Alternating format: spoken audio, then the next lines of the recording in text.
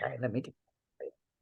Okay, so we've got an hour together today. Okay. Before we dive into anything, can I just do a little bit of housekeeping with you? Is that all right? What's it? Okay, cool. So just to kind of so you know what I can do for you and what the boundaries of that are.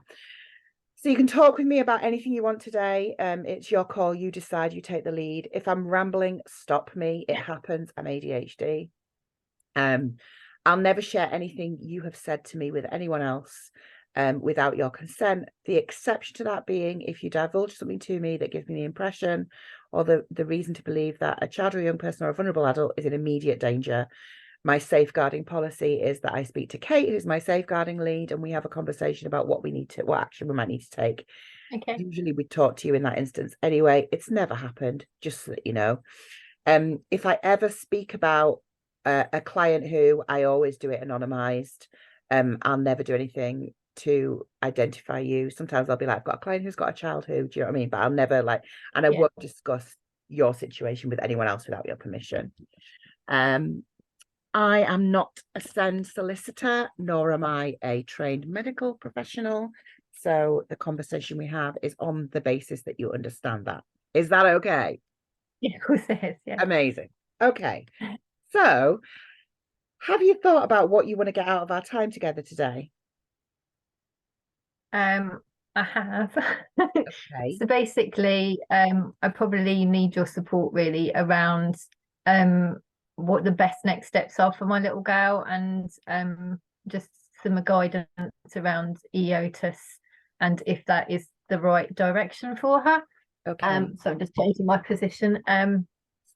And yeah, just how so I have already started the process, how I go about making sure I've evidenced things properly because I'm a bit struggling with that because we've Okay. done quite a lot, but I don't know if it's enough. Okay. So, do you already have an EHCP? So she has an EHC. So yeah, she has an EHCP. It's we're going to have to go to tribunal. I haven't actually applied for that yet because I'm sort of differing of whether it's worth us doing at this stage. She's been given EOTUS, but obviously because her EHCP isn't right, the provision that they want to give her isn't right either. Got you. And they kind of have changed the remit quite a bit. So originally they said they was going to grant her a personal budget because she needed to stay with trusted providers and obviously had quite specific needs. And now they said that their policy has changed and they know look, they don't give personal budgets unless their bidding system. So this is where they put the child's details onto a system and people bid on them, unless that has failed multiple times. So we're in the situation where they're trying to put certain provision into place for her, which isn't necessarily wrong, but probably has quite high expectations of her. And other provision that they're just not going to fund. So we have no personal budget at all for anything to do Okay. with any of it. Right. Okay. Yeah, their policy sounds unlawful as heck, but that's probably a separate battle. And we need to kind of focus on what you need right now. Yeah. How old is your daughter? What's her So name? she's just 7. Okay. She's always struggled in school. So when she was at preschool, she never attended full time. She always had a meltdown when I picked her up or when we got home. Um, at the time she was diagnosed with sensory processing disorder, had that about 18 months because we was really struggling with some of her difficulties. The preschool were really unsupportive. They saw the problem as me. Mhm.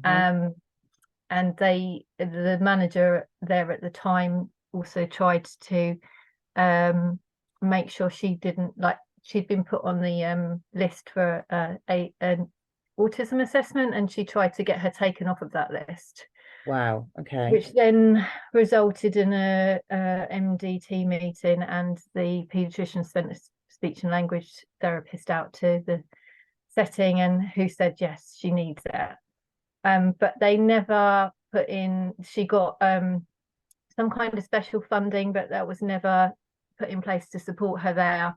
And they were supposed to do, we had someone coming from the LA to put one plan together, and that never went into place. So it was just really horrendous anyway.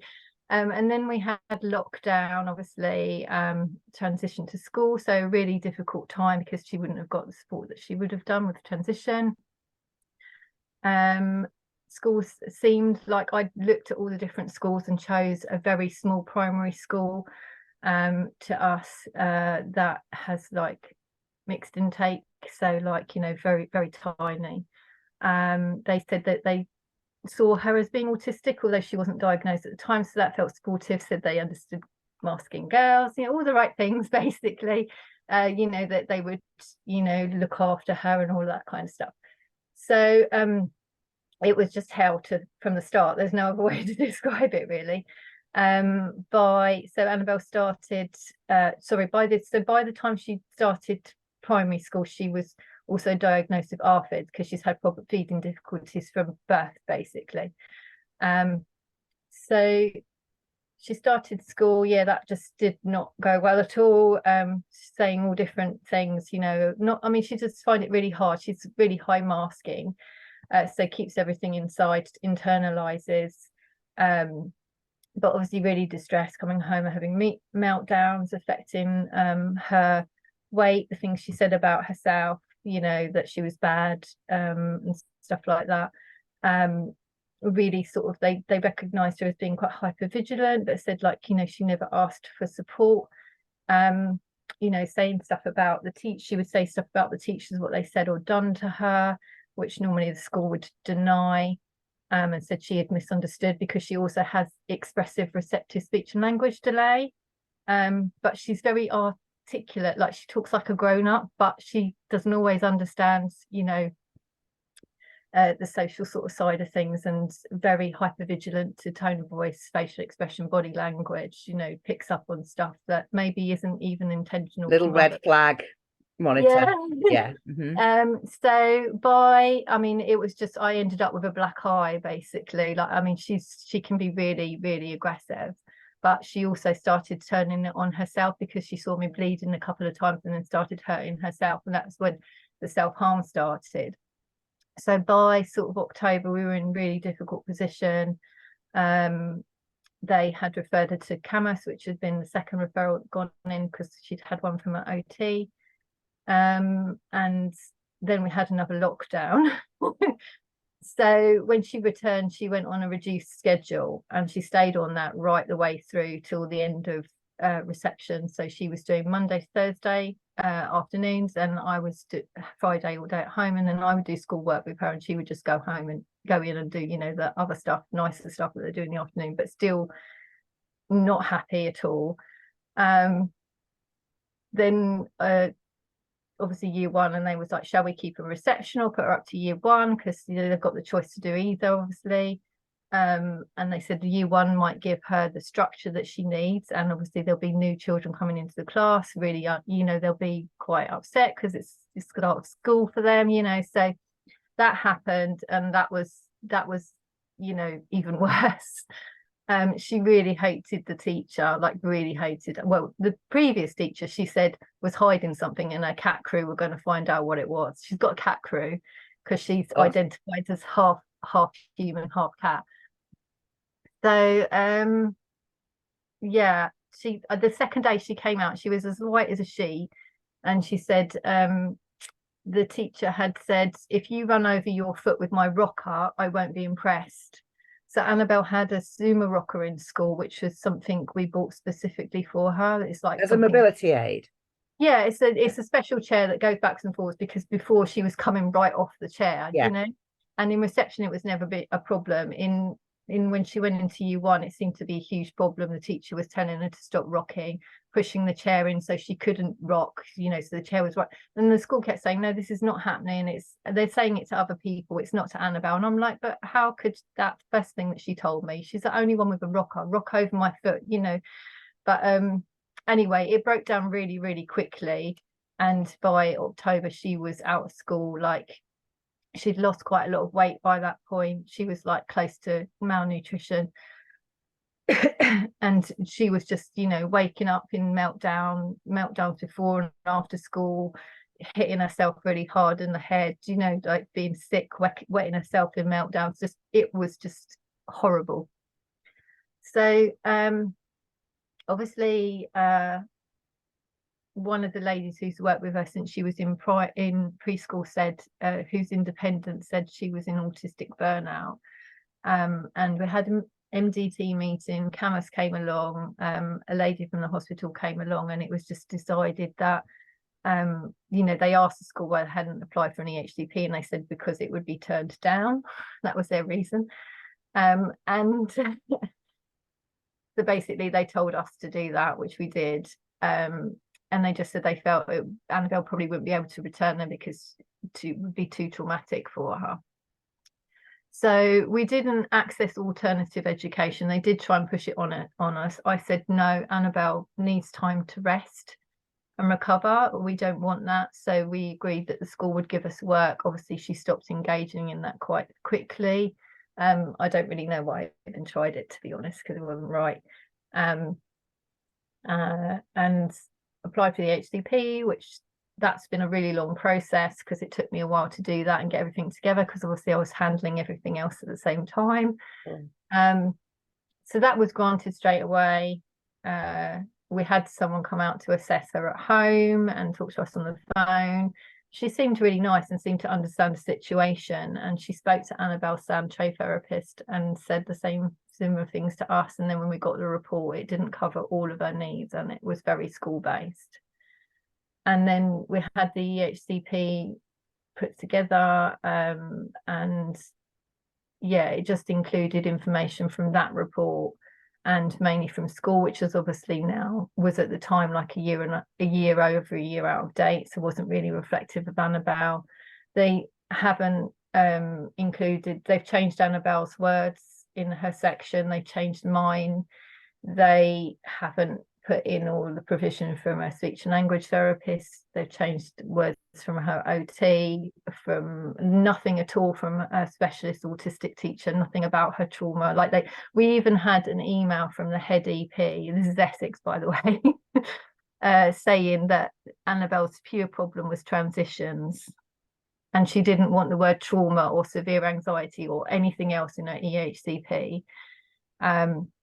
We even have had like an appointment with a community paediatrician because she went back on their list because Adam Brooks said like she needs to be monitored. So they like just see her on a yearly basis, and you know, she'd put like demand avoidance, you know, severe anxiety, like all of these different, and they haven't even updated the list of her diagnosis in her EHCP. So that's all got to go to tribunal. And then obviously we've got this sort of EOTUS nightmare, which is now going on, which we thought was going to solve everything, and now it's not. And I'm just a bit like, I don't know what to do. I don't know whether to go to tribunal now, whether to sort of wait a year, like get to the annual review and then decide like how what they put in place is working, and if I still want the EHCP changed. Just because I'm thinking about what it's going to take from Annabelle to get all the new assessments done, because you know, she really struggles with that, and her last assessment with her speech and language therapist nearly broke that relationship completely. But also obviously in the back of my mind is the fact that the local authority could say, well, you need, like they've already mentioned safeguarding, like was not a problem when she was at school and not a problem for the 2 years she's been out of school, but now they've off-rolled her. It's suddenly you must access this stuff we're putting forwards. So that's a worry as well, because obviously I've made clear that we're not really pushing her into anything she doesn't want to do. But so yeah, I'm not really too sure, because it's a bit like my head's a bit like, what do I do first? Yeah, I bet. My God. But yeah, so obviously I've got I've had the EHCP. They've given me, like said, like this is how you appeal, and I don't know whether to try mediation again. I mean, essentially we had a meeting with the lady who normally signs off the EHCPs, and she said, you know, she wouldn't be changing anything. Like she's changed her she's changed what she said to us so many times, because there's a difference in professional opinion and it can only be decided by tribunal, and then at the same time saying we will work with you though while you wait to go to tribunal.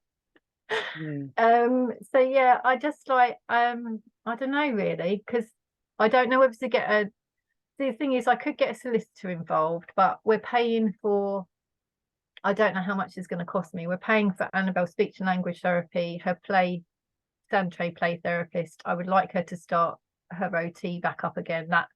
That's not happening because unfortunately the company that she was with has dissolved because of financial difficulties. She, has horse riding. She does go to forest school, but I'm thinking about putting her out because we've been doing that for a year and it's not really working. I don't think it's right for her.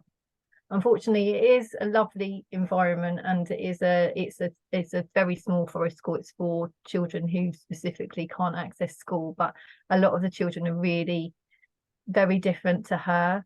They're mainly boys, and if they need attention, the adults go to them, obviously for safety reasons. And Annabelle's left with no one, and she's lost trust there that people will look after her, and that's with me being there as well, because I'm there, but obviously I'm trying to let the adults take all of that. So yeah, we pay for that as well, and I don't want anything that we do to mean that I can't do the things that we have been doing, because I can't take that away. Do you not have OT and SALT specified in your AHCP? Well, no. Okay. So they have put speech and language, it is in there, but it's not all of the report. They've just picked and choose what they wanted to, and they haven't put any hours for that in. That was my fault because I missed it on the report. It's not your fault, it's their job.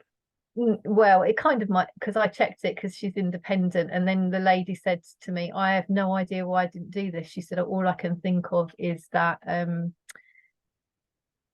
because Annabelle was accessing therapy at home, I just forgot to specify the hours and thought, just assume that they were going to put it in that she was having her 1 hour a week, because they had before that said she can have a EOTA, she can have all of these things, and now they've changed their mind and very much like, well, if it's not written in there, you're not getting it. And her OT was never specified in her report. I like, in terms of provision, I highlighted that from the beginning, but they just keep ignoring it. Okay. But also what they've said is, now they've got this new policy, if she was to have SALT, so they said, you could get an amendment of the report and say how much she needs, she'll have to move to their provider. And I said no, because Annabelle's been with this lady since she was in preschool. I'm not moving her. Like, Annabelle is only just starting to unmask with her now, because we've been working really hard on making that a safe relationship and for her to understand that she can say no. So I'm not moving her to someone else. That's just not going to happen. I'd rather pay for it. So yeah, but I guess what I don't really understand, I did this course, really advanced. It was like a one-stop day, complete overwhelm course. And then for tribunal, they said I had to sort of fill out all of this information and do like a big sort of argument why and put all the evidence. Do I have to do all of that? I was like, I don't even really have it all at the moment, because I might have to get other reports. You don't, and you might. Perfect timing. I've just booked in a webinar for the 10th of December on how to appeal for EOTAS. So you'll get some stuff from me that might be a little bit more accessible, I hope. Because you'll have you got your Marble Run membership? Yeah. So it'll be included in the Marble Run. Okay. So there's a number of things in there. I think what you're really asking is, you need to get your head around what the process would be for appealing, what the benefits of that would be, or whether you have the spoons for that now, and whether that's in your best interest as a family right now. Yeah, because I'm just where you're at. I don't know. I'm just wondering how many people, because we're with Essex, and obviously they're really not a great, I guess what I'm trying to think is, at the end of this, will Annabelle have some, will she even have something that supports her, or will she still have what they want her to have, which is maybe not what supports her? Yeah, I mean, there's no guarantees, there's no promises, apart from to say that if you don't appeal it, then the plan won't change for sure. Okay. When did you get your final plan? I think it was this month. Okay, so I've you've read got the email and time. I've not Okay, that's I've not fine. You've got opened it, the time. rest of it. So in terms of, do you want me to explain the timescales for you? Do you think that might help you? Do you know your way around that? So I know that we've got 2 months. Mm-hmm. And I know that something about if you go to mediation, there's something different. Yeah. So what I understand is, if I go to mediation and that doesn't take a while, then I've got a month from mediation. Is that right? You've got 2 months to either appeal outright or request mediation or request a mediation certificate. Right. Okay. Once you've got a mediation certificate, you've got a further month. Okay. So what you can do is wait till the end of the 2 months, and on the last few days before your 2 months are up, give yourself a bit of time. Yeah. Ask for a mediation certificate, and then Okay. you've got another month. So Okay. you potentially, if you time it right, you've got up to 3 months to file your appeal. Okay. In terms of getting to appeal, currently the wait is around 12 months. Yeah. You will probably be due an annual review before then, but you can Exactly. have Yeah. an annual review and an appeal running concurrently.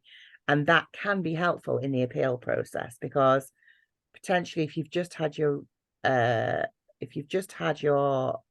plan issued, let's say for argument's sake, takes a little while, you get a mediation certificate, you apply for an appeal. Let's say your appeal date is next December, for argument's sake. Yeah. You'll be due a review in September anyway. Yeah. So your review can be rolled into the appeal process in terms of your working documents. The document that you're using to hash things out with the local authority can be used in the appeal, and you might get things worked into the appeal, especially with it being kind of quite close to your appeal date. Yeah. Whatever happens, the EHCP, as it's finalised, stands in the meantime.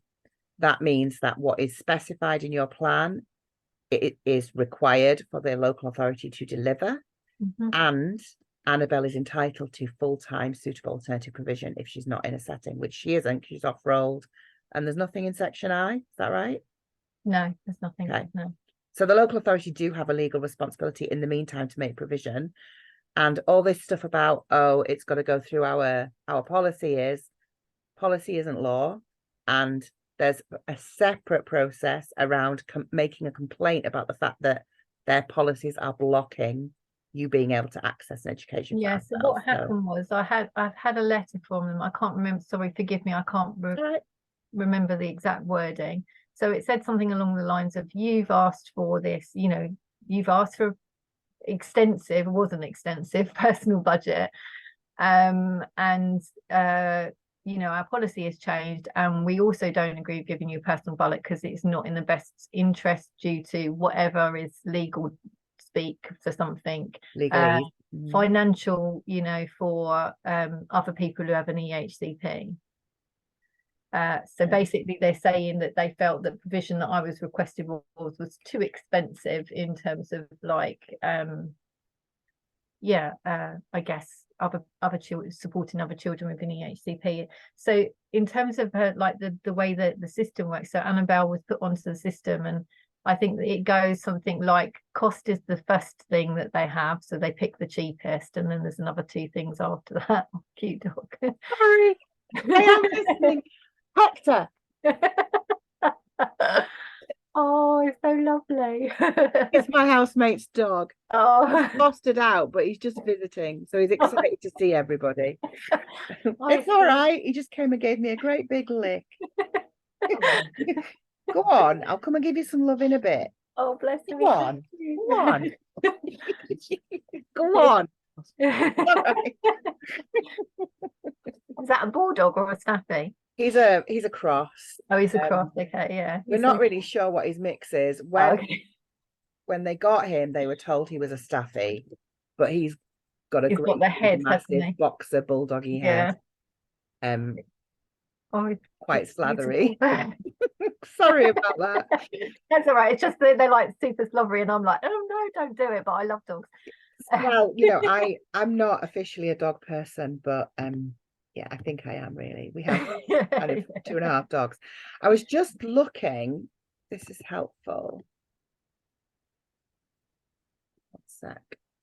I don't know if you've yet been able to access my personal budgets webinar, but these are the legal I did reasons. go through it actually. Yeah, I did do these are it. the legal reasons for personal budget refusal. The recipient will not use funds to secure the agreed provision. That's not appropriate. The person in receipt of the budget will not act in the best interest of the child. That's not appropriate.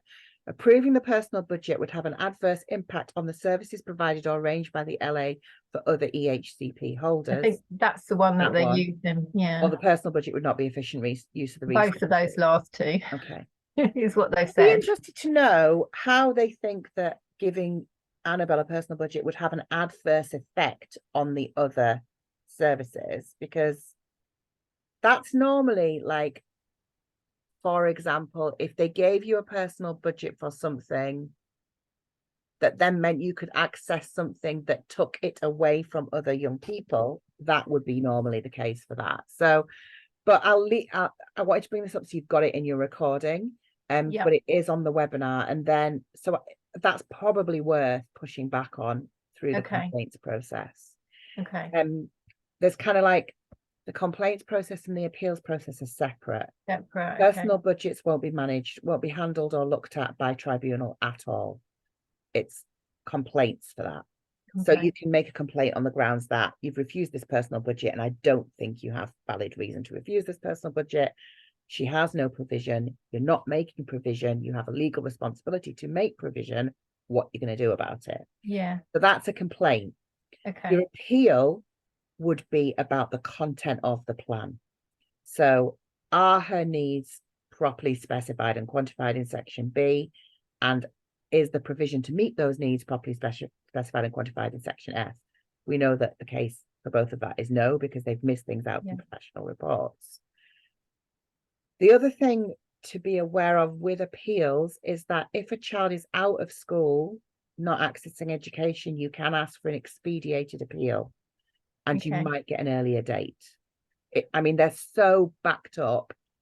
On paper, that's what they say. In reality, it doesn't often make a great deal of difference, but it's worth asking when you lodge your appeal. Can I ask, do you know what an extended appeal is and how that affects us? Extended appeal looks at education, but it also looks at health and social care. So the local authority has said we might want to do that. So basically I was saying that some of the stuff in health is actually a provision need for Annabelle, like her ARFID, for example, how anxiety affects her ARFID and the fact that she can't eat away from home. Like there needs to be, how she accesses provision is very much based around like how she's feeling, if she's eaten, if she slept, if she, being able to have somewhere to eat. So if it's home based or time to come home and eat, the expectation of travel on her and all of those kind of things, and and along with how people talk about food and if they're making noises about safeguarding, that would be something that would be addressed through a social care assessment. I'm saying don't be frightened. It's impossible not to be frightened when people start saying social safeguarding, and it can be really helpful to have a safeguarding assessment done by a social worker, just to have them go, no, there's no issues here, because they're looking at whether your child is neglected, whether they are in physical danger, whether their basic needs are being met, whether they can whether you need support as a family to help them do everyday tasks. So I don't like saying to people, get a social care assessment, and I would never do that. What I would just say is, it might be in the case of a child like Annabelle that has a complex presentation and who is out of school, having that extra line of input into the HCP can be helpful, especially if you're thinking, I mean, you can tell me if you think this is the case, if you're thinking that longer term you think she might need EOTAS ongoing because there isn't a setting that's appropriate for her. social care can be a good part of the package. Okay. So But an extended appeal is essentially asking the local authority to do that, because they didn't, I didn't ask for the social care, but I did ask them to contact Camus, and I did ask them to contact her, like Adam Brooks and her current sort of dietitian and stuff, and they didn't do that. it They just didn't. Okay, then no. yes, an extended appeal. You don't have to do social care. They're two separate sections. Okay. So, but an extended appeal would take into account health and or social care. Okay. Usually a judge will want to know why social care haven't been invited to contribute, even if it's just to say that you're not known to the service. Okay. Because it's kind of like that thing about multidisciplinary and kind of more holistic approach and all Yeah, it was all so that weird because stuff. our caseworker changed quite quickly, and the original one that we were assigned must have done something with social care, because I had an email from someone who she didn't say she was, but I looked it up and that who seemed to be who she was. She said she'd written a report, and I emailed her back and said, I'm not too sure who you are and what your remit is, but how have you written a report when you haven't met Annabelle and you haven't met us? And she never ever responded to me, and then they were just completely lost, and like no one ever came back to me about it ever again. So I don't know if that was part of social care or not, but then when new case manager come on, there's nothing in that Have you done a subject access request? that's the other thing that I was going to ask you about. So I want to do one for the school because she's gone now from there. I was waiting for that to happen, for her to be off-rolled, just because it's been tricky. Did they off-roll her, or did the local authority off-roll her? The local authority did. So I think probably because she's had a year where they've been paying for her not to be there. Right. Is it a specialist school? No, just I guess just with the Just the send provision. funding, Yeah, could go somewhere else. got you. Okay. But yeah, and I wondered whether to do one for the local authority, because we have had we've had an inclusion officer was there quite a lot in the early part, and then she asked if I wanted an engagement officer, and that was just, oh my god, that was horrendous. The lady came into our house, she was like, oh yeah, no, I can see Annabelle's really complex, blah blah blah, this, I'm going to go and ask this, and I'm going to go and ask that, and get all these answers from the school. And then she came into our house a couple of weeks later and said, there's nothing wrong with Annabelle, she's fine, she's perfectly happy. I observed her in the class, didn't see any problems, she's not going to get any HCP. I feel like she even insinuated that we were getting people to write what we wanted them to in reports. It was just, I would do a subject access request. I would be interested to see what's on her file. And if you're going to go to appeal, it can be really helpful. So how do you do one for the local authority? Is it the same process? I just fill out the letter and send it to someone? Yeah, it's normally there's normally someone that's in charge of data. You can send it to the Director of Children's Services. If in any doubt, send stuff to the Director of Children's Services. It finds its way to where it needs to. Okay. But if you do a quick search on their website, you should be able to find out who their data controller is. And you can go direct to them and say, I want a subject access request. Because sometimes things come out, like if you're saying, oh, I've written a report, it'll be interesting to see. Oh well, I know, yeah, because I said to her, can you send it to me? I never got it. And was that someone in education, not someone in social care? It was someone That was someone, yeah, it came through the secured local authority system. And I just thought, she didn't even reply to me. That's just really strange. That's very interesting. It's all good. I always think with subject access requests, they're a ball ache to get. And I've never known anyone that got one that didn't have a flipping heck moment when they saw it. There's usually good evidence in them. I guess the reason I've been putting it off though is because I'm worried that people are they're gonna add that as another reason to stuff, if you see what I mean. They're gonna further discriminate and prejudice against you. Yeah. Like, oh well, she's pushing for this now, so we'll really make her life hell. Because I feel like because obviously I've got friends, children, who are in similar situations to Annabelle. They just seem to be getting support that we're not. It's just so strange, like a completely different experience of the process. Yeah. And all I can think of is that, because I haven't been, I haven't been pushy or anything like that. The only thing I can think of is that Annabelle has had independent support from quite a young age. But then it says in things like, like when we was at school, they used to say, oh, you've got an A team for Annabelle, and we're going to work with those and it's going to be fine. So it was positive to start with, and then it sort of turned on us Till a it little. starts looking like it might cost them some money or make some more Yeah, money. and even in like even though the local authority EP report was horrendous, it did say that, like, her family a protective factor and will continue to be. So that's quite good, because that's positive. Yeah. I don't know if she just slipped that in there for some reason. But yeah. I think one of the challenges is that there's two things. It's very hard not to take it personally, and it's also hard not to gaslight yourself into recognizing that sometimes there is an element of personal stuff in there too. It's like, and not in terms of necessarily about you personally, but there is a culture of parental blame and parents who ask questions that are difficult and demand things that, even though we're legally entitled to, they're not set up to give. Just because we're entitled to it doesn't actually mean they have a pathway and a vehicle to give us what we're legally entitled to, because we know how overstretched those resources are. And so we become a problem. And when we become a problem, it's a problem for everybody. And we bear the brunt of that from those professionals who don't have a solution for us. Okay. And then it's turned on us as it's our fault.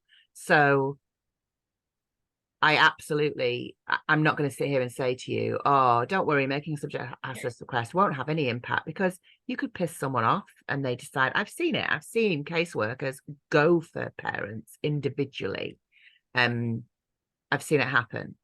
And I also kind of feel like, having seen that firsthand, those parents who had that experience, it kind of was a little bit of a, right, come on then, kind of moment for them. Right. And it's what gave them.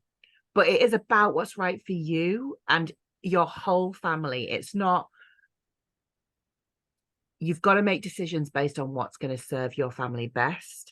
And sometimes it can be easy to get pulled into, we're entitled to this, and this, therefore we must fight for it, and not pay attention to, we're actually on our knees exhausted and we need some time together as a family to recover.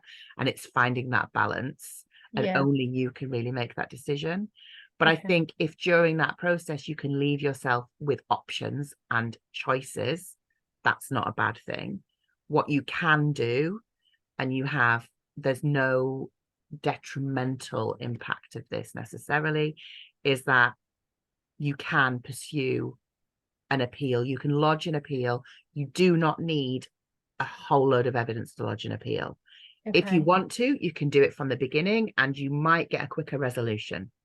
If you have all the evidence and you're able to submit it with your appeal documentation, and the local authority go, flipping heck, we're in big trouble here, we better get this sorted. I kind of I've given them everything. Yeah, I gave it to them up front. Yeah, that's it. But sometimes you need the appeal process to gather more evidence, to work out what you've got, to look at different options, to educate yourself, to get into the working document process of the conversation with you and the local authority, all of that stuff.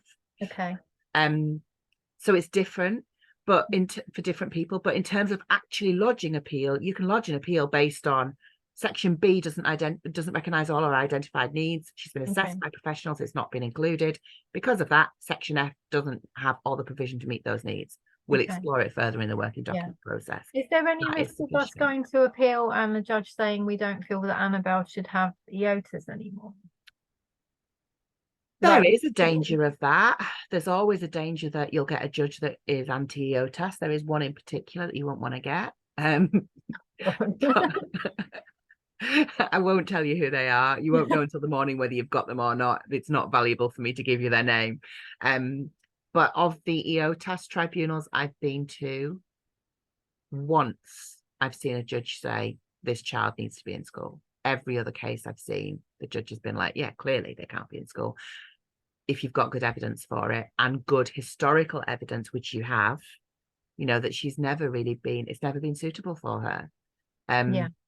And you have that process. But if you do lodge an appeal and things change, you can cancel your appeal. Okay. You can do that at any point. Okay. So you have that option. Whereas if you miss your appeal window, We that can't door do. is closed for you. Okay.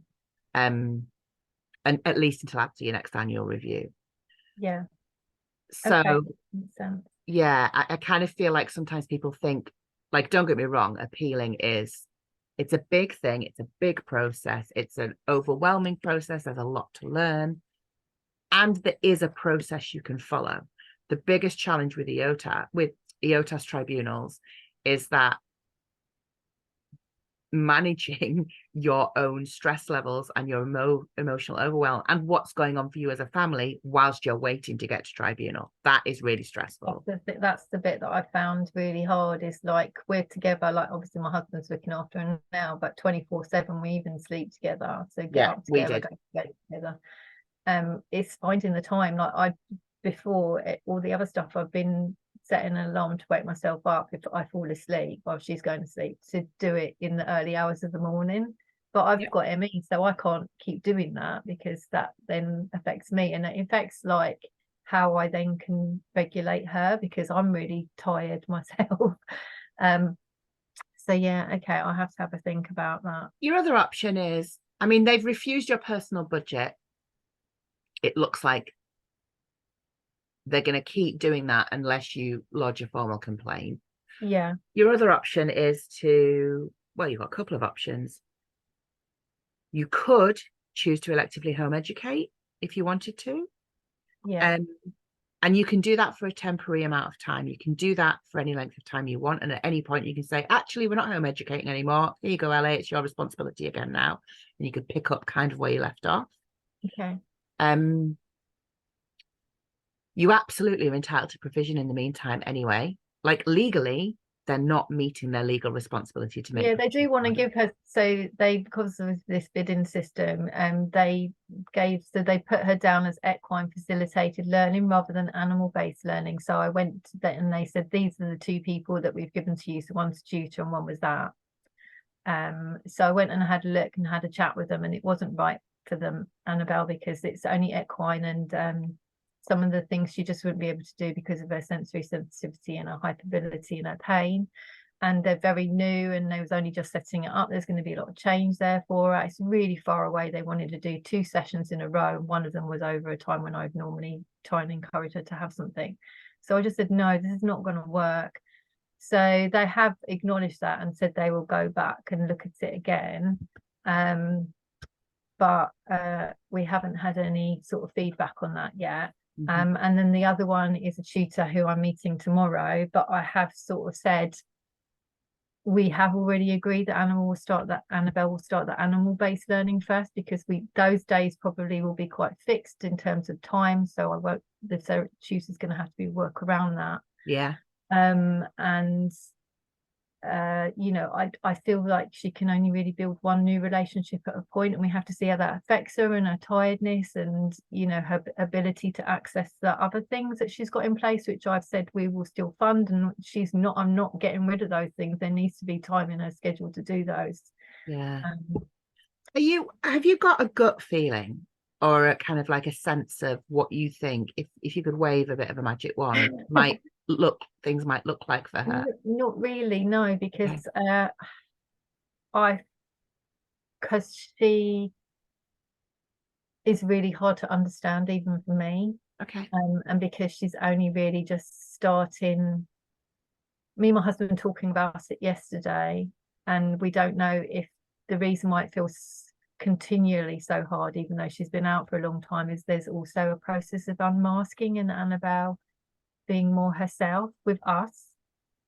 And So she's still tiny. She's what, 7? 7, yeah, but I kind of feel like, the EP picked up on it, like things don't seem to be getting better. They are in a way, because she's eating and she does access some activities and she has got safe people. And she says to me she still doesn't feel safe with those people. She still only feels safe talking to me, but she's also only just beginning to understand herself.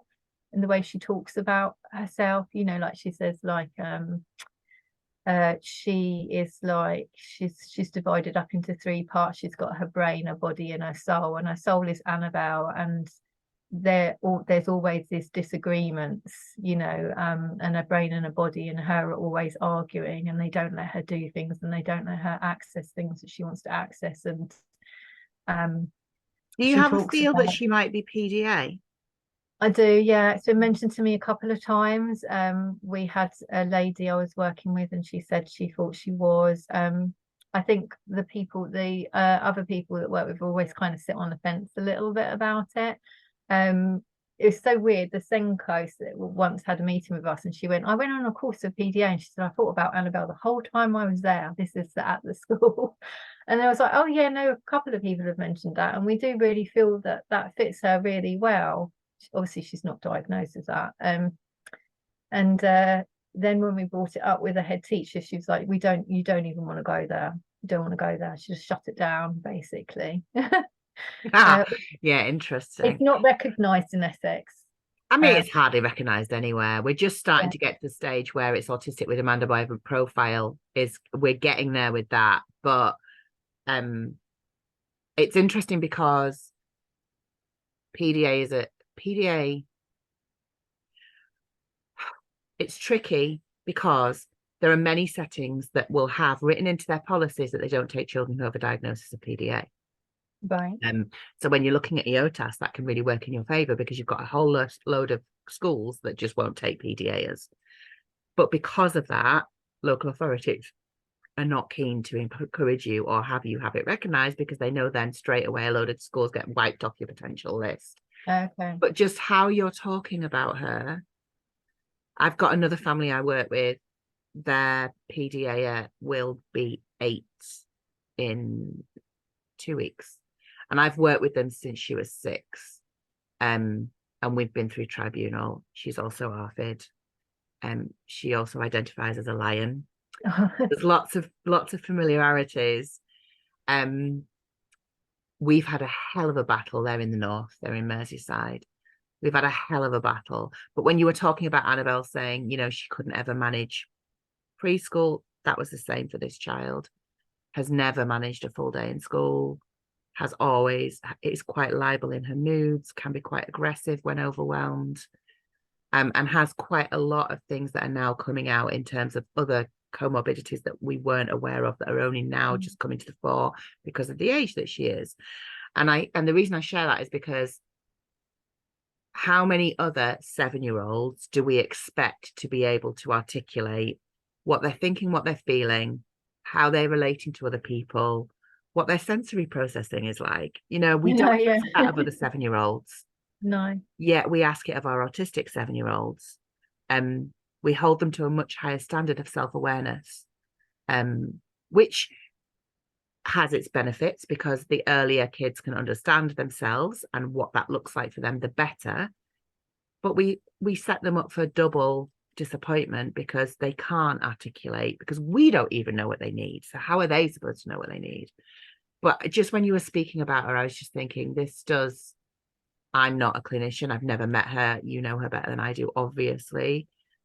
But if you're feeling that there might be PDA in the mix, I would at least encourage you to start owning that at home and let that Yeah, inform. we do. I mean, we are that. I mean, we've been working with that for a long time. It's a really low demand, low Yeah. amount of, you know, sometimes she just says she wakes up and we're not getting out of her pajamas today. She eats when she wants to eat. If that's, you know, 9 o'clock of the night, then that's when she eats. The problem is if we push her, you know, try and push her out of her boundaries a little bit, as things go downhill quite quickly. Because she has quite a lot of intrusive thoughts, and I think the way she describes it is she's having disassociation. Is that how you say it? Like she's just like, she leaves her body and stuff like that, and sometimes she does it and herself, and sometimes it happens when she doesn't want it to. She does sound so similar to this other family whose child I know quite well. Like, you know, so we do try to do that, but and most of the independent support we have, you know, support her in that way as well. But it's just obviously getting that recognized in her EHCP because she's not diagnosed with it. So Yeah, and you'll become a bit of a broken record saying to professionals over and over and over again, we know that doesn't work for her, we know that doesn't work for her. yeah, There's a point I think we got to with this family where they were being offered all kinds of, what about this? What about this? What about this? And we were just going, no, no, no, no. And they were like, you're not being very, and we were like, because we know it's not just what we think, we know what won't work for her, and yeah, nothing you're offering meets the way we raise her at home. So we, as in them, this is what they were yeah, saying, yeah, I don't raise her.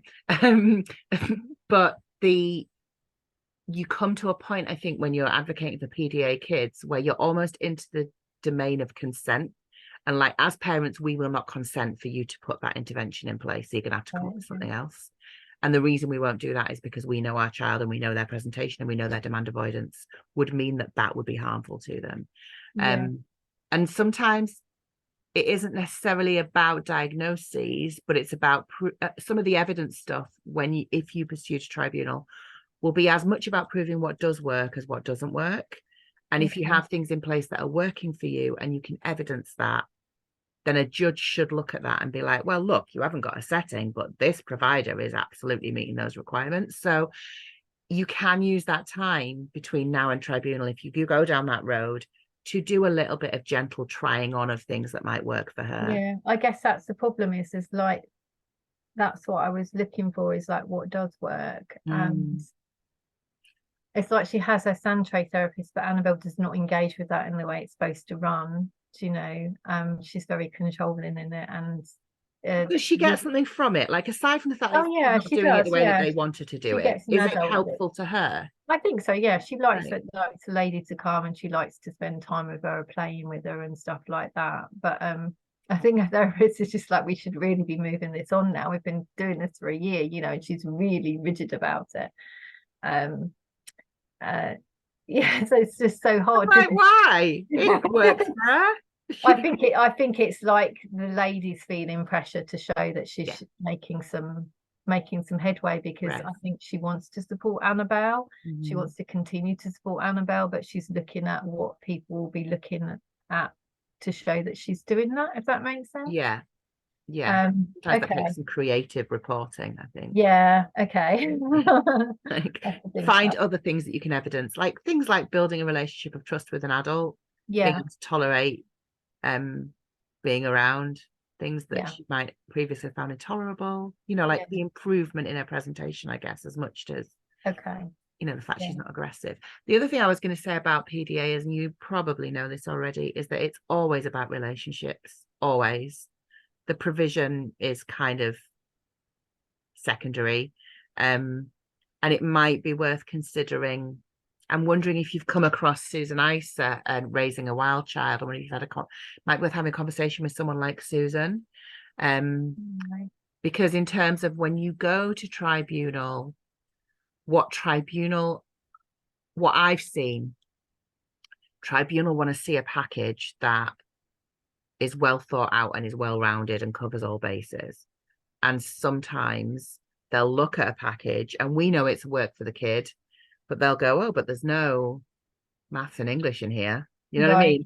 And sometimes, even though, for God's sake, the other young person I was talking about is dyslexic, writes everything backwards and stuff, and has never managed to, never got a pen license, anything stupid like that, never in a classroom to get one, but wasn't reading. And then about 6 months ago, I saw them, and she read something to me, and I was like, to her mum, she's like, oh yeah, she's reading now. I was like, since when? She goes, since about 2 weeks ago. She just taught herself to read. Wow. So like, when she was ready and when she needs it, she did it. She taught herself to read off YouTube. Wow, that's amazing. Unbelievable. So, but anyway, the point being that sometimes having someone in the mix like Susan, who is from an academic teaching background, but is like one of ours. She's neurodivergent. She works with exclusively, I think, with PDA kids, or kids who have PDA presentations, who have barriers to attendance. Sometimes having someone like that in the mix will give you that extra layer of credibility and Do you know what I mean? that is good, because I do need to look. I think I'm gonna, if we're gonna go to tribunal, I'm gonna need to look for like more evidence. I think like Camus have been useless to us, so I need, like, they just keep saying she can't be assessed, we can't support her because, you know, she can't engage. So I Yeah. do need, like, I'm gonna need like a decent EP and a psychologist. I And would reach out to Susan. So yeah, okay, I will Raising a do. Wild Child is the Raising Wild Child. website, and it's Okay, Susan Isa. She's Lisa. amazing. Okay, I really rate her. She's been to tribunal with me for children before. She speaks well at tribunal. She's credible because she used to be the head of a SEN unit. okay, So I think it's worth having a chat with her about what, if you're thinking about self-funding as a means to proving what Annabelle needs, your money might be better spent doing that than by employing a SEN solicitor, yeah, because you're then putting provision in place potentially. What I've seen work for EOTAS families before who are in a position to self-fund, and we know that that's privileged, but if you're in that position, that's great. This was our situation. We self-funded some stuff, went to tribunal, went, we're self-funding this. Here are the professionals that are doing it. This is how it's working. I want you to say that this has to be in Section F. And they right, went, okay. yeah, it does. And then the local authority had Okay, to fund it. okay, So that could be a good way of backwards engineering. And, you know, I think it would be worth a conversation with Susan, if nothing else. okay, yeah, no, that would be good to run it by. I will, yeah, I'll get in contact with her. Yes, because I mean, like, we've had like people ask us whether the people that support Annabelle are actually qualified to support her. Like, the local authority questioned their qualifications, and I'm like, but the people you're sending her to have less qualifications than people that she's with. And I kind of want to say no. I just drag randomers off the street and ask them to look up to my kid. Of course, I check that they're But credible. like you say, it's not always about qualifications. Sometimes it's just about who she clicks with and who who she she can feels. relate to. Yeah, And actually, often people who are qualified will immediately be a barrier to our PDAers because they don't recognize that hierarchy. And people who come in with a way of doing things will not be a work for our PDA kids. You know, they can smell bullshit a mile off. Can I ask you one last question? Do you think it's worth like, is, so obviously I looked to, you know, we have looked at the possibility of getting Annabelle officially diagnosed with PDA, but then I also feel like it's maybe a waste of money, because like we can't actually find anyone who won't do it as part of an autism assessment, and she's already got that. Yeah. But we have got obviously lots of reports that talk about her anxiety and her demand avoidance, and, you know, like the various sort of strategies that she uses and stuff like that. Is that just all enough in itself, really, without me having to say, look, let's prove that she's... Yeah, I think with PDA especially, I think if it was another kind of diagnosis, if it was ADHD, I'd say, well, if you're thinking about meds, then that's the route. Right. With PDA, because so many LAs, including Essex, don't recognize it, having a formal diagnosis of PDA isn't going to make any difference to you, because they're just going to go, oh, we don't recognize PDA. Yeah. And it's still a grey area in the DSM-5. Well, it's not, but it is, if you know what I mean. There's still some catching up to do in terms of diagnostic criteria and people understanding it. So for me personally, and it is kind of a personal opinion, ask other parents what they think. As far as I'm concerned, if you tell me your kid's PDA, why would you don't, that's the kind of stuff you just decide you want to take on just for a laugh. That's good enough for me, and it should be good enough for people working with her. I guess I can just prove that those are the types of strategies. Proving the need is more important than having the diagnosis. So conversations with people who might be supporting you, who are willing to include things like demand avoidance when they're talking about her, and talk about how that evidences itself, rather than having a diagnosis of PDA, might serve you better. Okay, that's really helpful. Yeah, that's good. Has this given you some stuff to think about? Is this? Yeah, I've still got quite a lot to... I'm sure it has. I'm sorry. That's all I'm right. not sorry. No, it is helpful just to run it past someone who's already been through the process, I think. And just, I think I need to sort of get my head around like best next steps. Yeah. Contacting that lady will be a good idea. And just, I think, knowing I've still got time to decide what I want to do as well. I've got time. Yeah. And the important thing is to remind yourself that you've got choices. Like, in terms of a personal thing for me, when I felt most overwhelmed and out of control, it was when I felt like I had no choices. So even just keeping a choice, even if it's not necessarily a choice you might want to exercise, can be the difference between you feeling like there's no point and okay, well, I've got a choice. Do you know what I mean? It's Yeah. kind of doing a little bit of hacking your own brain sometimes, I think, is helpful. The only I like, do you know if if for example the LA get really like funny with me and pushy, and I just get to the point where I feel like this is just affecting me too much and therefore affecting Annabelle, if you see what I mean. Yeah. um can I just say I want to take them away, so I'm going to sort of home educate her, but not wanting to, while we Yeah. go to So because she tribunal. has an EHCP, the process is slightly different in that you can't just go, I'm home editing to a head teacher and then that's it.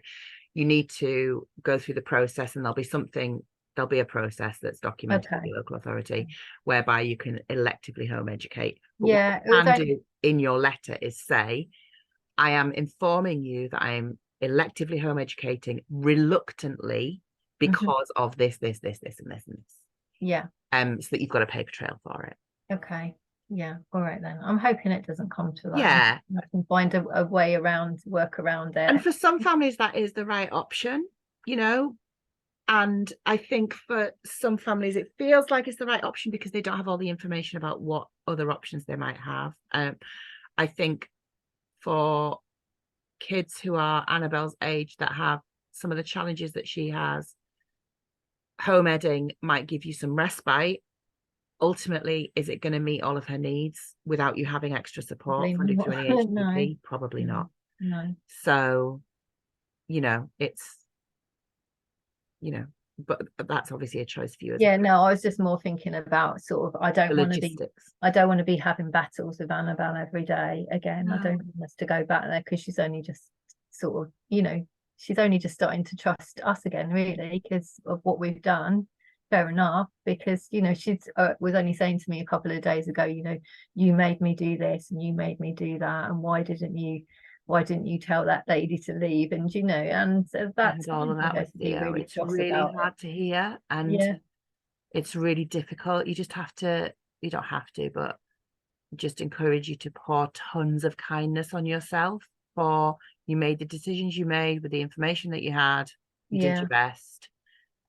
Hindsight's a wonderful thing and time machines don't exist. So, No, no, I don't. it's kind of like, and there is something in that with modeling to our children and young people that adults do make mistakes and it's Yeah, which not. is what I've said to her as Yeah, and it's well. showing them that adults will take accountability for their mistakes and will apologize and will do better, and showing them what that looks like so when they get into adulthood they know how to do that for other people and they know what to expect from other people as well. So Yeah, I yeah, think one of the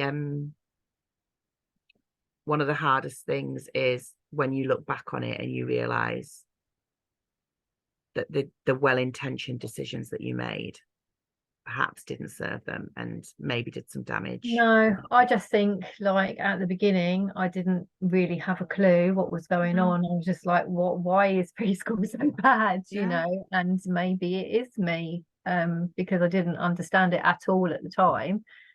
um and then I think when she got to school I started understanding it a little bit better, and just was like, why can't you help her, why are you being so rigid?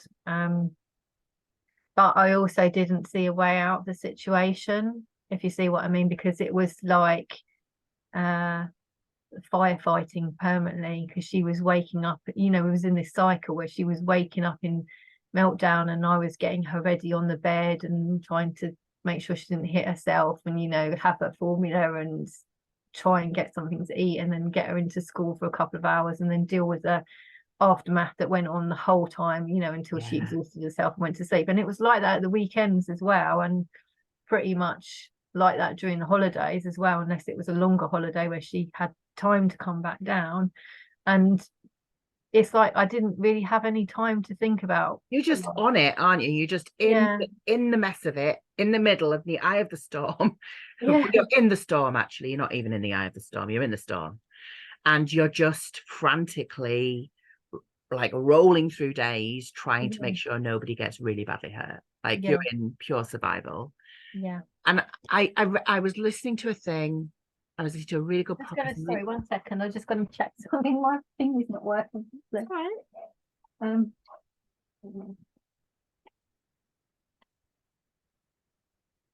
don't know what's going on. I'm worried my computer's going to fail on me in a minute. That's all right. I've kept you, but I just wanted to say one more thing. Yeah. I was listening to a podcast. It's called How We're Wired. It's a really great podcast about neuroscience. And they were talking about stress and trauma. And they were saying that in all brains, the amount of time it takes you to recover is equivalent to the amount of time that you were stressed or traumatized without having your needs recognized or accommodations being made. So if she's got to 7 and we're just starting to unpick what that means for her, potentially she's got 7 years of recovery ahead of her. It won't all be like this, but it will take a long time for her to be back where she would have been had she not had these difficulties. So it's about kind of like girding your loins. And she's only 7. She is only 7. You are ahead of the game. There are other kids who are going to hit this crisis when they're 15. So you've done an amazing job to get her an AHCP to be able to recognize what's going on for her this early is absolutely going to work in her favor. Hopefully. Yeah, you've done a great job. Yeah. Done a great job.